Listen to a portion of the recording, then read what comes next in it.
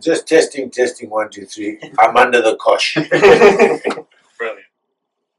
All right, welcome everyone to this special episode of the Coshcast. We've travelled to Ottawa today to meet Bruce Grobbelaar, Liverpool legend, Zimbabwe international, European Cup winner, league title winner on multiple occasions. Bruce, thank you for joining us today.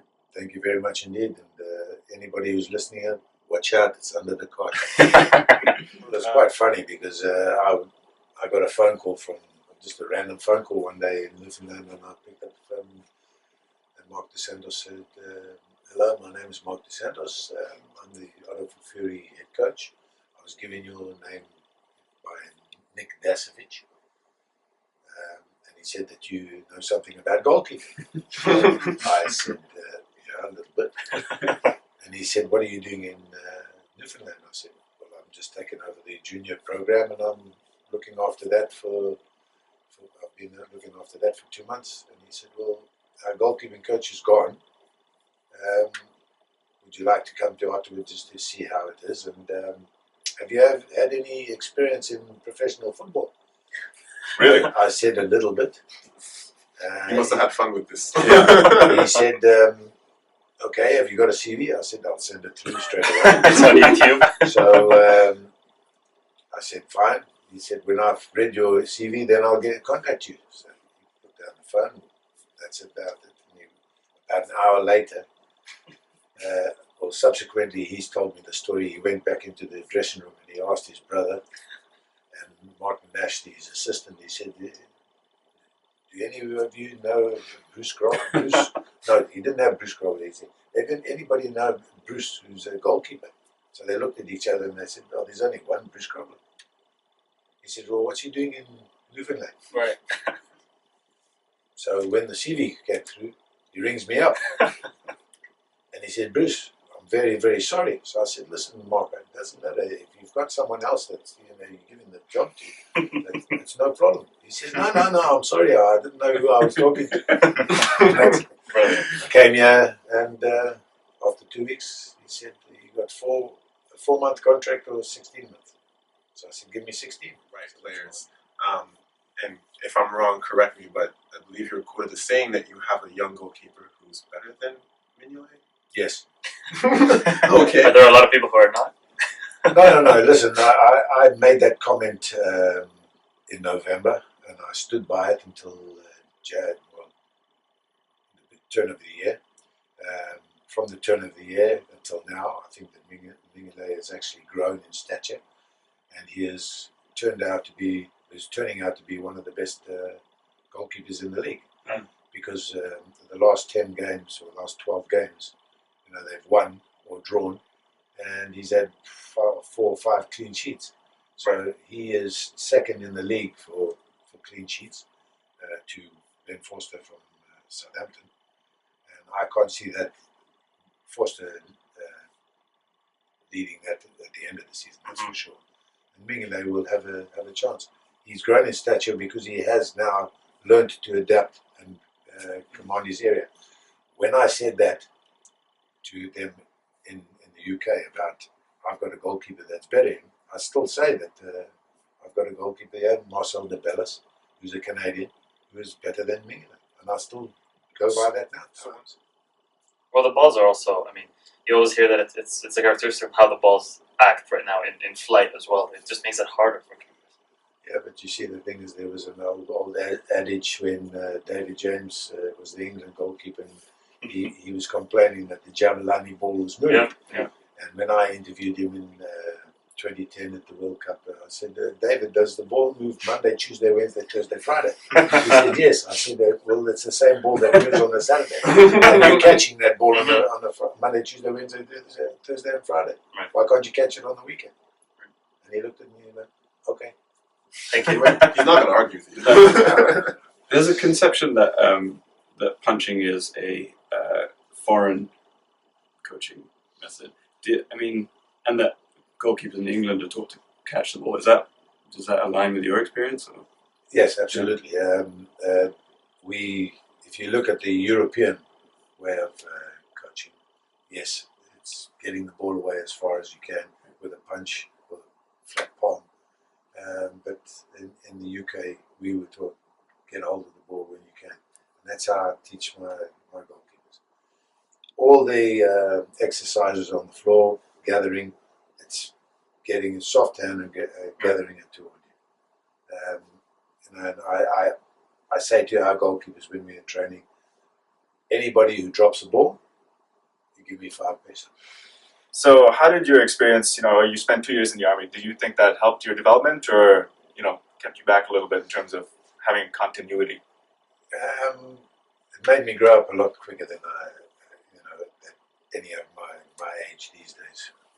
Because it's 17 to 19, you're going in the war, and you see some of your buddies getting shot, and it makes you grow up. And when you come out of the army, you don't want it anymore, and you just make sure that you're going to stay alive. And that's exactly what I did. I went to South Africa.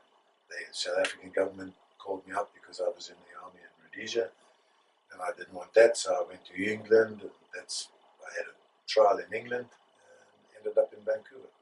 Vancouver Whitecaps gave me my first real professional contract, and I played my first year with Vancouver Whitecaps. I only played 3 or 4 games.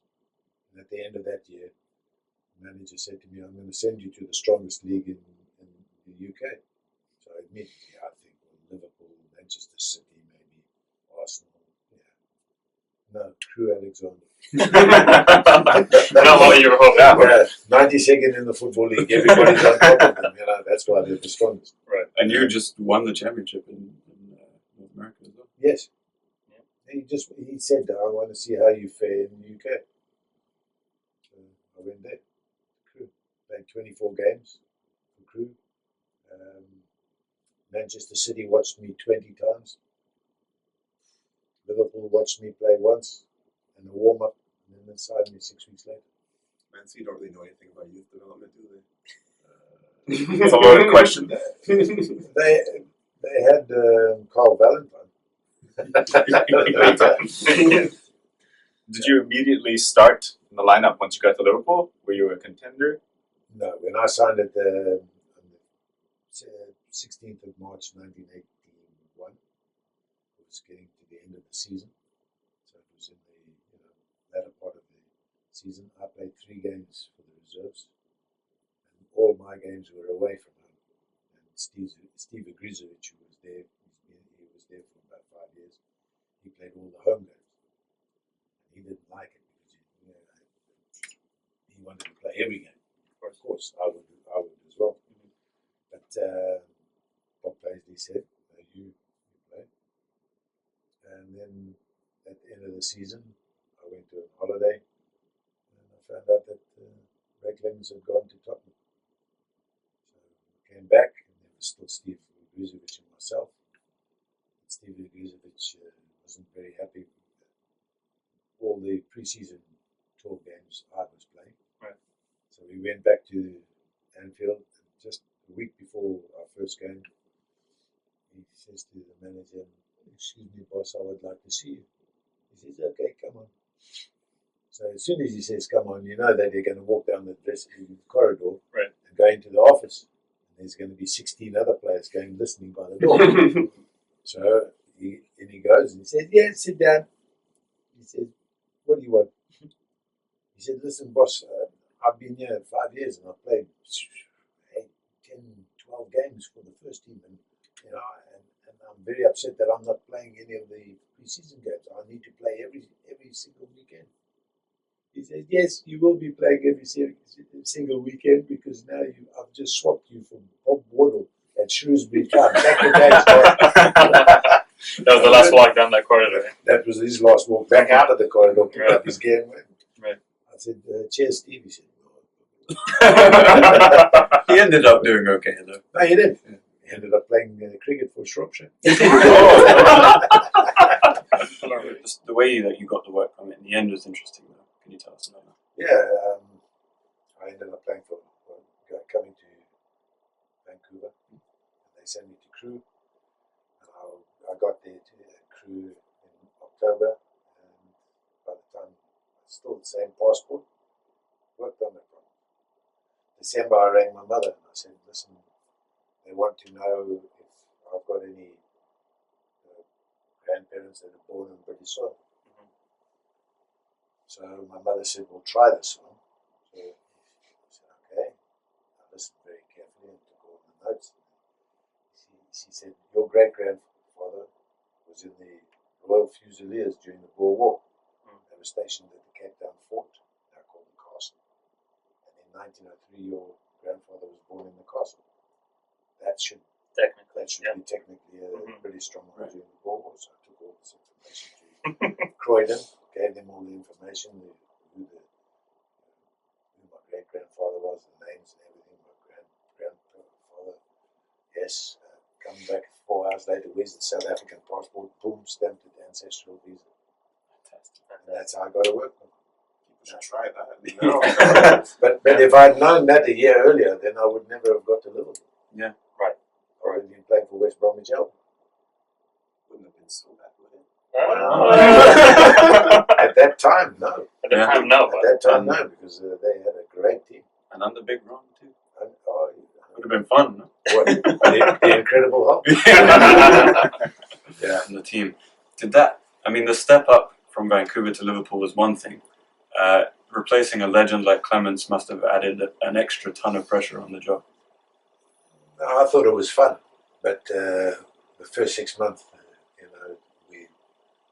we weren't gelling because the back four they knew Ray Clements, knew what he could do when he was coming, when he was not, when he was, and he marshalled the defense. When they got me, maybe I wanted to do things too early, stamp my authority too early, and I did. I messed about, swung on the crossbars a couple of times, and walked on my hand. All the coaches on the bench. What are you doing? And they came to the crunch on Boxing Day, 81. We played Manchester City. We got beat 3-1 at home. 1 and 2 of the goals were probably my fault. And after the game, I got the hook finger. Bob Page, he says, "Yeah, I wouldn't see you." Down the corridor. You know that 16 other guys are going to come and listen by the door. He said, "Yeah, well, how do you think you've played?" I said, "Well, yeah, I think I might have, I could play better." He says, "Yeah, you better play better, otherwise you'll find yourself back at Crew." And that was it.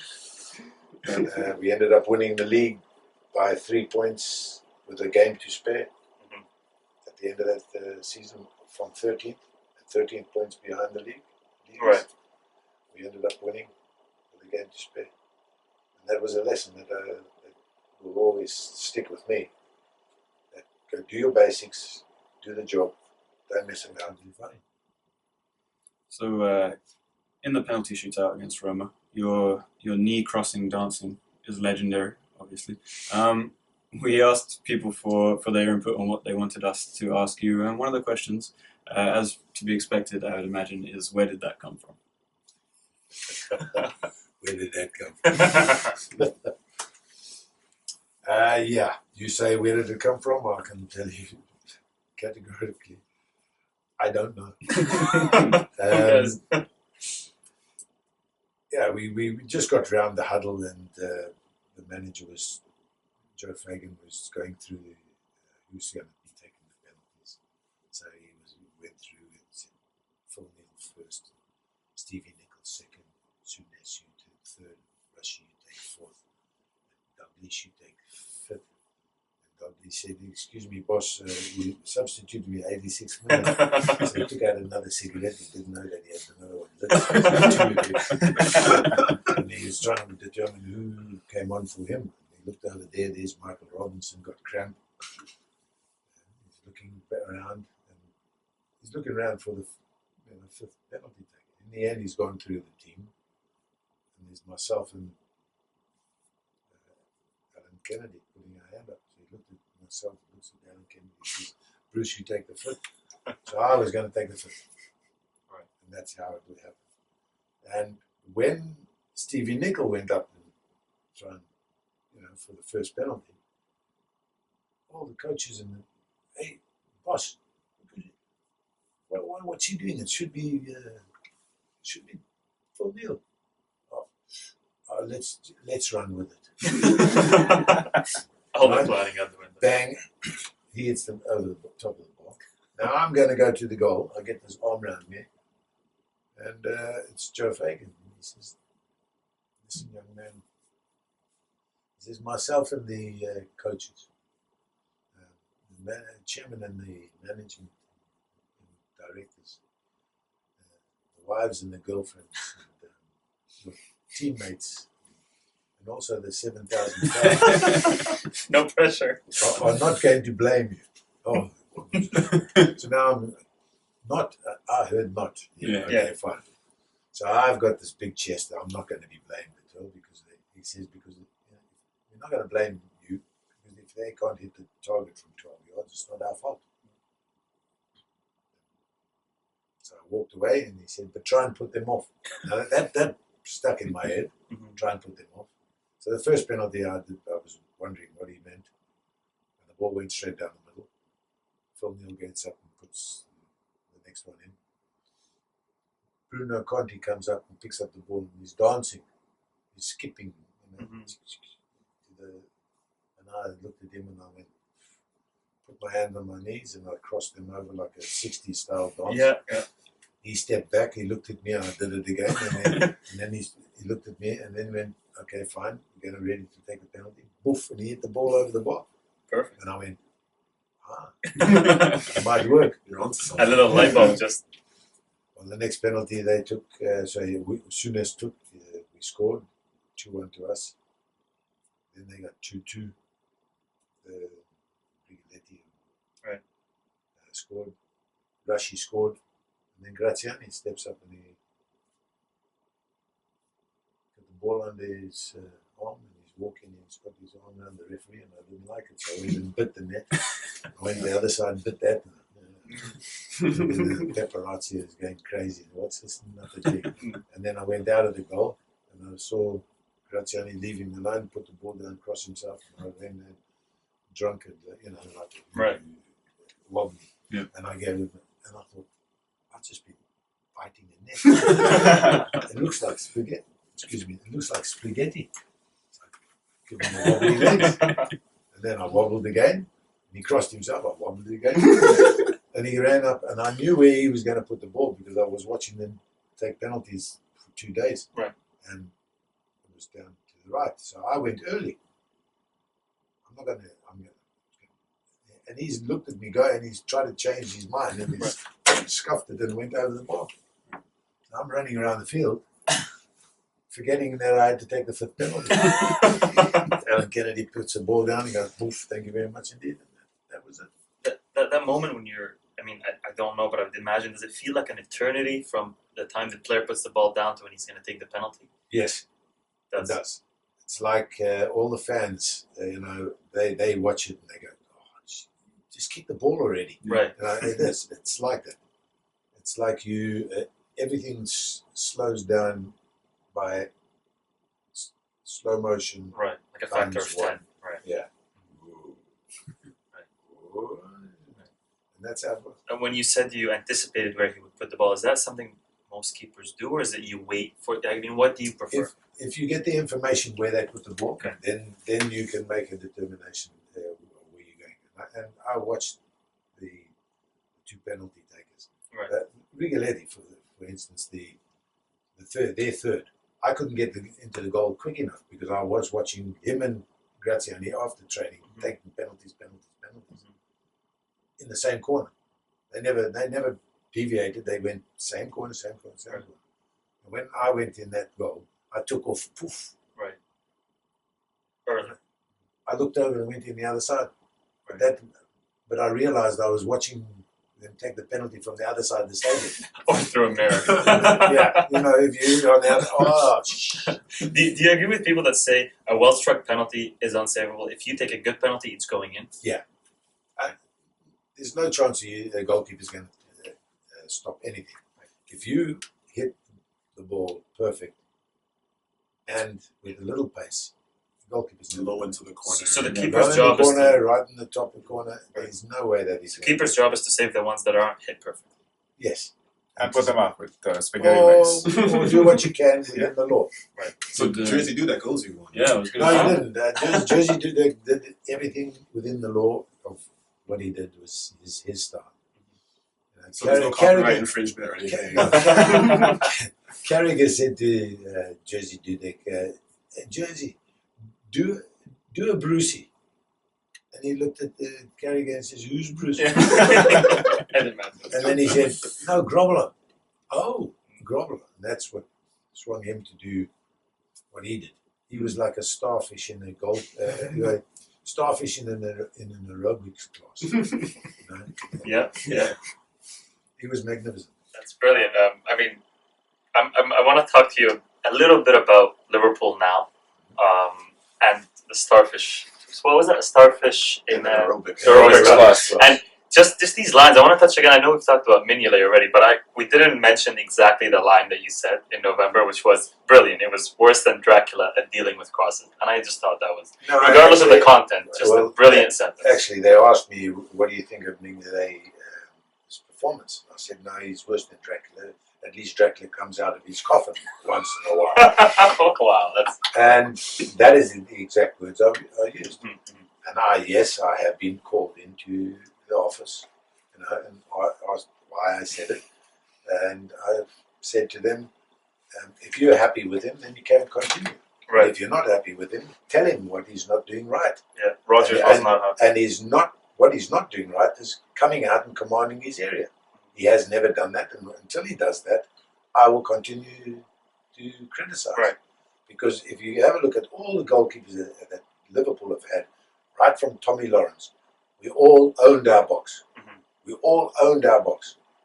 Even the ones that came after me, we owned our box. Right. Nobody could tell us what to do in our area. Not even no coach can tell us what we could do in our Mhm. area, unless that coach was a goalkeeper. So until he does that, I will continue to criticize him. And thankfully now, I don't criticize him Right. anymore. It's only when required. No, I mean, It's- Brendan Rodgers was not happy with it, but at the same time, he did drop him for a period of time, and that kind of justifies it a bit. I think that it did, Yeah. but then they put in the Australian boy, Brad Jones, and Brad Jones came off the field with a dubious injury. Yeah. And I don't think that Brad Jones is going to last long at Liverpool. No. So do you think with sorry, Ashley. Okay. Do you think with Mignolet now in this form and maybe in the next few years, if he improves or at least stays at this level, do you think Liverpool need a new keeper or they're okay with him for now? They're going to have to get another goalkeeper because Brad Jones is not going to be there. A first team keeper. Whether they get a first team goalkeeper or someone to replace Mignolet, they still need a keeper. Right. And I'd go for the top one that they can. That's your player currently. If they want, DeBellis. if they want Marcel de Bellis to go over there on a trial, Mignolet better watch out. All right. Sorry, I just want to ask on the goalkeepers commanding their box. You always hear the pundits and commentators saying that back in the day, goalkeepers like you, when the ball's in the air, you come out. If you have to punch it, you're going to punch your own man, and if you have to get that ball out. You think that goalkeepers now, is it the way that they're coached, or is it more they're afraid To make a of mistake. the contact? Because now they're protected by referees a lot, right? You just hit the nail on the head. They're protected by referees, and nowadays it should align goalkeepers to come out more often to come and grab risk hold is of the less. ball. The risk is less. Yes. Correct. So yeah, unless they are properly taught, which I don't think that they have been, and they have to look at the letter of the law when they're in the air, and if they get a nudge, they're going to get the foul. Right. So why not come out? You've got your arms and everything. who's up there for you right now? We've got Lloris, we've got Neuer. Who's up there for you? Neuer, Lloris, De Gea, De Gea, very, very good goalkeeper. Courtois. Well, Courtois, yes, in the EPL, yes, and then you've got Buffon. Of course. He's still playing at his age and just a magnificent. What's your view on Casillas and kind of what's he been going through recently? Casillas is, he should never have been in the Spanish squad since 2010. Right. I think Pepe Reina is a better goalkeeper, Mhm. even today. But Casillas has been very, very lucky. He plays for a very good team, and his wife is the